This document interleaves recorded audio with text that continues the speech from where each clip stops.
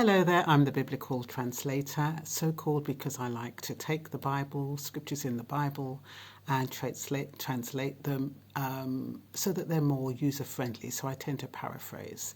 And I just give my kind of thoughts on what I think the Bible is trying to tell us, so it's relevant for us today. Today's scripture is taken from Mark 14:27, and is about where Jesus predicts Peter's denial. Let me just read it here. On the way, Jesus told them, "All of you will desert me, for the scriptures say, you will strike the shepherd and the sheep will be scattered. But after I am raised from the dead, I will go ahead of you to Galilee and meet you there." Oh, goodness. Peter said to him, "Even if everyone else deserts you, I never will." Jesus replied, "I tell you the truth.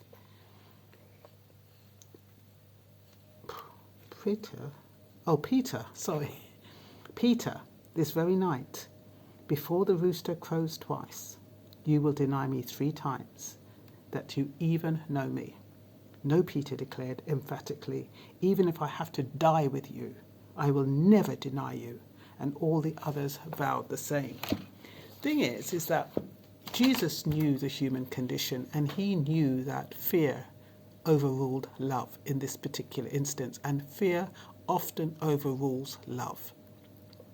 When we're put in a position to do something for someone we love and we're afraid, fear tends to override love. As much as you love that person, have you ever been in a situation where you've heard that a loved one is dying from a terminal illness, or someone's had a severe accident? It's almost like you think that their condition is contagious. It's almost like you think if you go to see them, you might catch cancer. Or if they've broken their leg, or you feel as though you've got to behave in a certain way and you do not know how to deal with it. A lot of times when we see people in a position that we are afraid of being in, we avoid it and we deny it to ourselves. And we do not realize the pain that this is causing to those who are in that situation. They already feel bad for themselves that they have an illness. They already feel bad for their loved ones. They feel as though they're going to be a burden. They have their own weight, their own burden to carry, and their own feelings of insecurities. And then on top of it, you abandon them. You don't abandon them because you don't love them. You abandon them because you're afraid. And this is what Jesus was talking about when he said God will strike the shepherd and the sheep will be scattered. Because what happens is that when anyone who we love, something happens to them, instead of being loyal, we disappear. And it's called feigned loyalty, because when put to the test, who's going to stand up? We all call out God. We all say we love God. We all say we are Christians. We all say, I believe, nothing's going to stop me. When the time comes, I'm not going to take the mark of the beast. I am not going to do this. I am not going to do that. But when the time comes and you've got a knife at your throat, or you're being lashed with a whip, you're being tortured, are you going to say, "Oh no, I'm still not going to take the mark of the beast. I'm still going to say, yes, Jesus, I love you. I'm going to die for you"? I think the people in biblical times were much stronger mentally than we are now. We are a weak generation.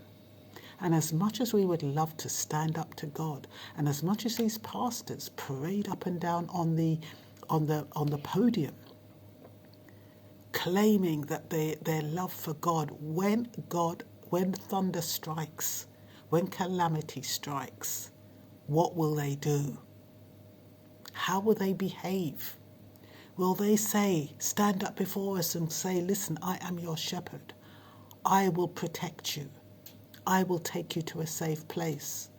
No, they'll probably be hiding underneath a table. when the army is knocking on the door and saying, we need to take you all to a place, wherever that place is, they'll be trembling in their boots. And yes, they'll be saying, oh, Jesus, please. Oh, God, save me. Oh, yes, I'm a Christian. And they'll be doing all of that. But the point is their loyalty to God and their love of God will be second place to fear. This is just my opinion. It's not fact. But I believe that this is what this scripture is saying. Self-righteous Peter, failing to understand the human condition, says, even if everyone else deserts you, I never will. Making promises you cannot keep. Do you know how many times people make promises? Oh, I'll never ever leave you. I'll love you till the day I die. Slightest little challenge or the obstacle, they're gone. What was all that about? When people get married and make vows and say, in sickness and in health, in good and bad, I'll stay by your side. And the slightest challenge, an infidelity, or something else, irreconcilable differences, they call it, they're off. And that's what I've been watching a lot of the East Asian culture, Korea, Japan, watching their movies. And their love is unwavering in a lot of cases. The women, what the woman put up with and stick with for years, from the time they're about 10, 11, 12, enduring in sickness and in health, and regardless of how that man talks to them. But what happens in the end is that all of that animosity and fear and insecurity that made the man into the hostile person he was being at the beginning turns into love in the end, through that persistence, through that showing of love over time. And yes, it is difficult for us as humans. We're all afraid of pain. It's natural. Many of us are afraid to die, depending on how we die. So if you can avoid death, you're going to do everything to avoid death, because you do not know what's going to happen afterwards. But my point is, in this scripture is that love needs to overrule fear. So that when you are in a situation with a loved one, you don't abandon them when they need you. You don't fall asleep like when Jesus was asking them to stay awake with him and they were falling asleep. And he needed them in that moment. He was frightened. He came down in the flesh. He needed their support and their encouragement. And they're talking only a few minutes before, oh, well, we'll never leave you, or we won't deny you, and blah, blah, blah. And then when he needed them to give him an encouraging word, they were dozing off, they were sleeping. And he died alone. Okay, he had Mary Magdalene at his feet and stuff like that, but he died alone. He didn't die with that support he needed. And it wasn't until after he passed over and he realised the sacrifice he was making for people who don't give a damn. He called out to Father, Abba, called out to the Father, Elohim. And the Spirit took him. But my point is that, yes, we are all fearful. And I love this scripture because it says, it shows so many facets of the human condition. Feigned loyalty, when we think we're going to stick by somebody. And, we underestimate how weak we are, how disloyal we are, how the slightest little challenge we run a mile, as some people say, we chip. Slightest little thing, they're gone. Few minutes before that, oh, I'm going to be with you forever. Oh, I love you forever. I'm never going to leave you. Human condition has got to change. We've got to put God first. We've got to put love first.